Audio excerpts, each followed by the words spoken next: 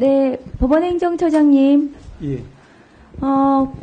지금 서울중앙지방법원 부장판사님의 구속 취소 결정 때문에 온 나라가 지금 혼란에 빠졌습니다. 법조도 그렇고요. 구속기간 산입에 관련된 명문 규정을 법원행정처장님도 잘 알고 계시죠? 규정 잘 알고 있습니다. 네, 그 규정 좀 올려주시겠어요? 그래서 이 사건은 윤석열 내란수계 사건은 공수처에서 체포해서 체포영장에 의해서 체포했고 체포적부심을 거치고 그리고 영장이 청구되어서 구속되었고요. 그리고 중앙지방검찰청으로 이첩이 돼서 기소가 됐습니다. 법원행정처장님도 잘 아시다시피 형사소송법 214조의 2 체포와 구속 적부심에 관한 규정 13항에 보시면 수사관계 서류가 법원에 접수한 때부터 그 반환한 때까지 구속기간에 들어가지 않는다.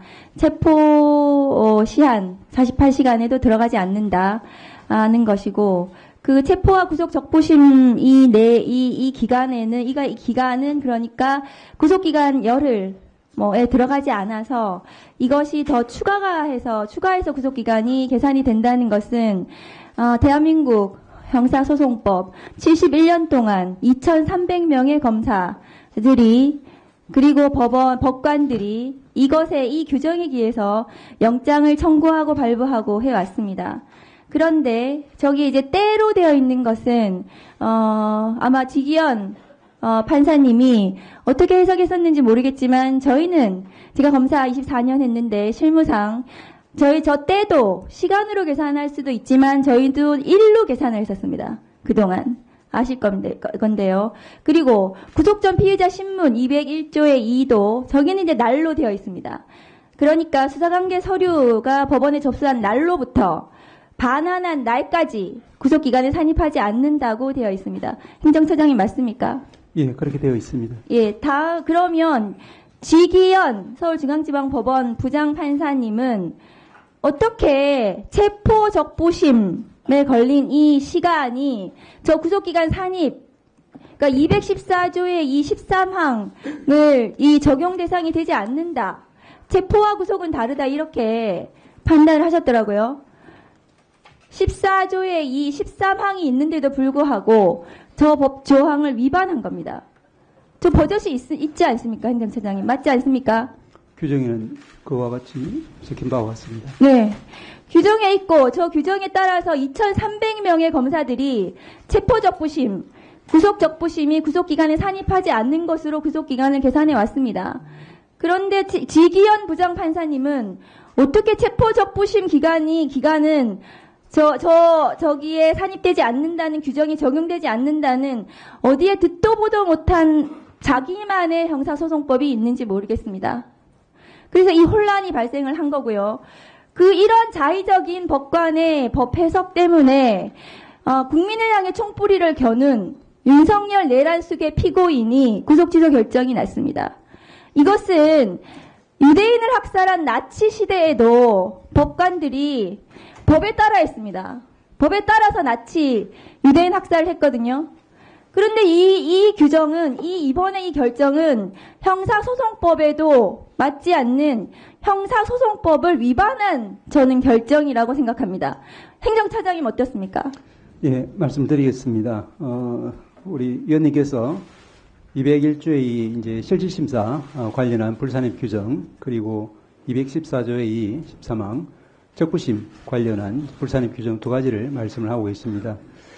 일단 이 두 가지 모두에 대해서 재판 상황이기 때문에 저희가 이제 직접적으로 말씀드리기는 어려운 점이 있다는 것을 전제로 말씀을 드리면은 이 부분에 대해서는 이제 저희들도 이제 살펴본 결과 현재까지 확립된 법률의 규정이나 판례는 존재를 하지는 않습니다. 다만 이제 경위를 저희들이 쭉 보기로는 먼저 실질심사 즉 201조의 실질심사와 관련해서는 지금 실무에서는 아마 이제 예를 들면은 당일 23시에 접수가 되고 그 다음 날 이제 새벽 1, 2시에 이렇게 발부된 그런 경우에도 이와 같이 날로 계산해서 이틀을 이제 피고인에게 불리하게 이렇게 구속기간 산입한다는 것은 문제점을 좀 가지고 있는 것 같습니다. 문제의식은 인정을 하지만 법에 난로되어 있습니다.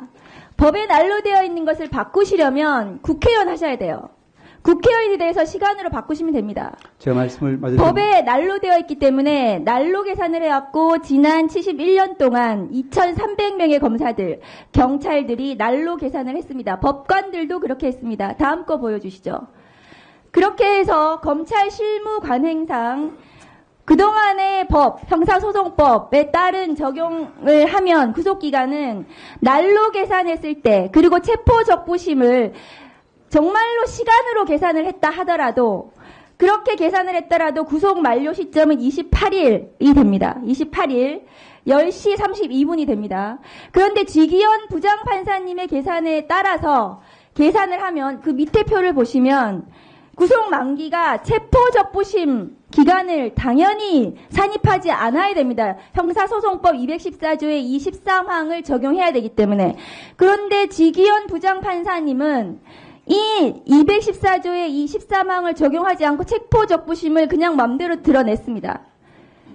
체포적부심 기간을 적용을 해야 하는데도 불구하고 어떤 근거도 없이 저걸 드러내서 자기 맘대로 26일 9시 7분이라고 하고 있습니다. 검찰에서 26일 오후 6시 52분에 기소를 했습니다.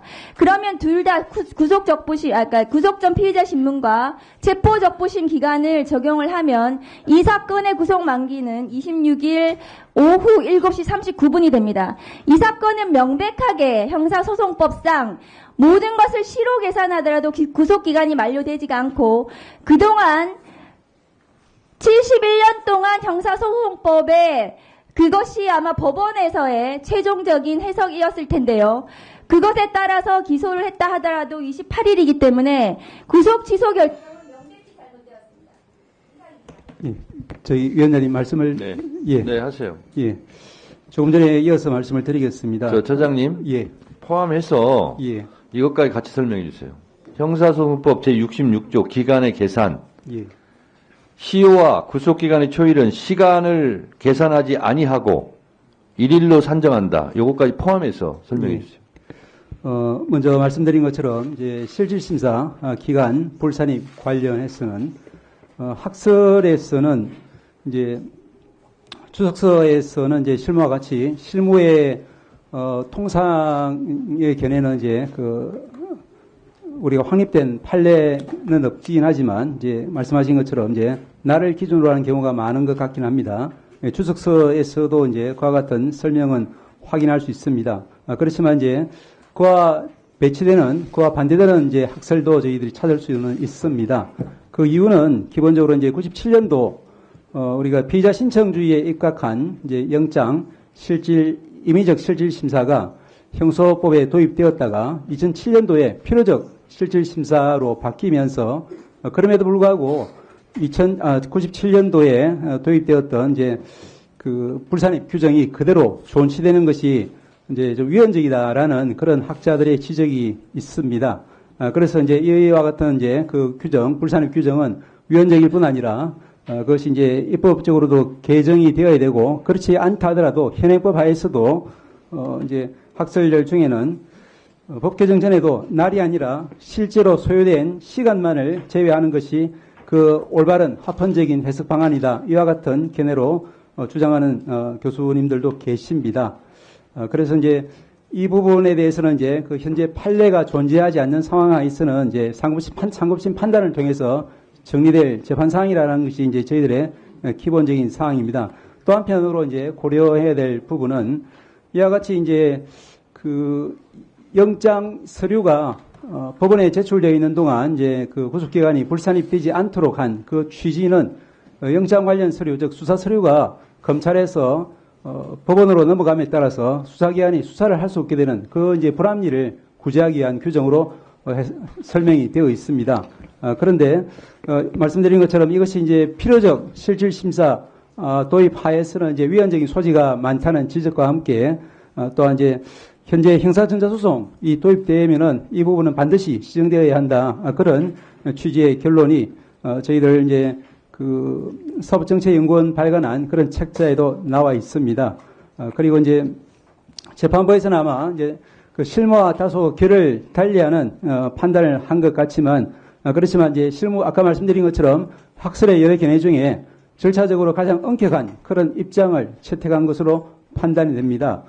그리고 이제 잘 아시다시피 그 작년 연말 무렵에 그 별건 구속, 즉 이제 당해 사건으로 구속되지 않고 다른 사건으로 구속되어 있다거나 또는 다른 사건으로 이미 확정 판결을 받고 수용 중인 피고인에게 대해서도 그 피고인은 이제 필요적 국선 사유로 보아야 한다는 취지에서 종전의 실무례와 또 판례 해석론을 바꾸고 전원합의체에서 변경된 판례를 선고한 바가 있고 또한 마찬가지로 이제 그 전자정보 매체, 즉 컴퓨터라든지 스마트폰이라든지 이런 부분에 대해서 이제 피의자의 참여권 보장되어야 한다든지 그 부분이 더 나아가서 실질적인 피합수자에게까지 보장되어야 한다는 취지로 판례의 법원 행정처장님, 예. 지금 처장님 설명을 들으면 예. 국민들이 더 혼란스럽고 헷갈릴 것 같아요.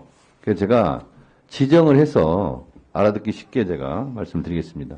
형사소송법 66조 1항은 시간을 계산하지 아니하고 일일로 산정해라. 시간으로 계산하지 말라는 거고요. 구속적 부심은 날부터 날까지 계산하라는 거고요. 그렇죠? 나와 있죠, 이게. 그 규정은 그대로 있습니다. 네. 예. 이 규정대로 안 한 거고요. 또 하나.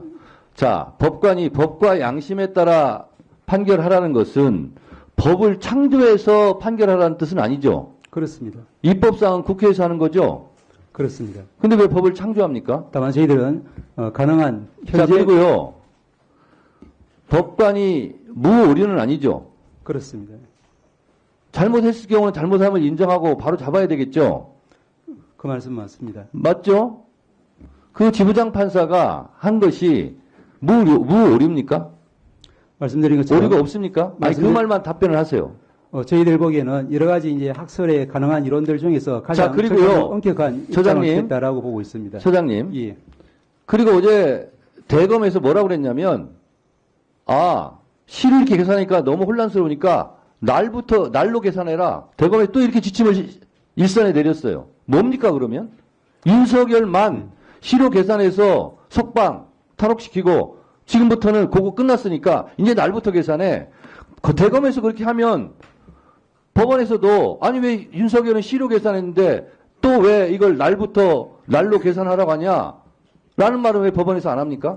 말씀드린 것처럼 종전에는 이 부분이 이제 그러면 시로 계산한 게 맞으면 지금까지 날로 계산했던 것이 다 불법이고 또 대검에서 날로 계산해라. 그러면 앞으로 이루어질 것도 다 불법 아닙니까? 법원 그 지부장 판사의 판결에 의하면. 말씀드린 것처럼 이제 그 기존의 저희들 법률의 해석은 가능하면 이제 사회 발전 방향에 따라서 또 인권 보장적인 그런 방향으로 계속 변화해 가고 있는 것 같습니다. 지금 이 이제 결정이 상급심에서 그대로 유지될지 어떨지는 이제 전혀 알 수는 없는 상황이고 판단을 받아봐야 될 상황이라는 데는 저희들도 그러면 지부장 판사는 상급심의 판결을 받아보라고 했는데 심우정 검찰총장이 그런 즉시 항고를 하지 않고 그러면 법원을 곤란하게 만든 겁니까? 저희들이 알기로는 이제 그 부분은 뭐 검찰의 영역이고 아직까지는 기간이 남아 있는 것으로 알고 있습니다. 저는 아무리 법원이라 할지라도 이 부분은 잘못됐습니다. 바로 잡아야 되겠습니다. 저는 그렇게 말하는 것이 용기가 있는 거지 법관은 무오류라는 식으로 그러면서 계속 알듯 말듯한 이런 모습으로 설명하는 것은 대단히 부적절하다고 생각합니다. 기본적으로 재판사항이라서 저희들이 말씀드리는데 한계가 있고 또 아까 말씀드린 것과 같은 취지에서 그와 같은 여러 가지 견해 중에 하나를 취한 아니 것으로 형사소송법 66조에 나와 있잖아요. 시로 계산하지 말라고. 예, 그 부분 역시 그리고 구속 적부심도 날로부터 날로 계산하라 나와 있잖아요. 법관은 왜 이 법을 안 지키는 거예요? 형사소송의 모든 절차는 이제 해석상 여러 가지 견해가 있을 때는 이제 인권 이렇게 보장적인 혼란스럽게 만들어 놓고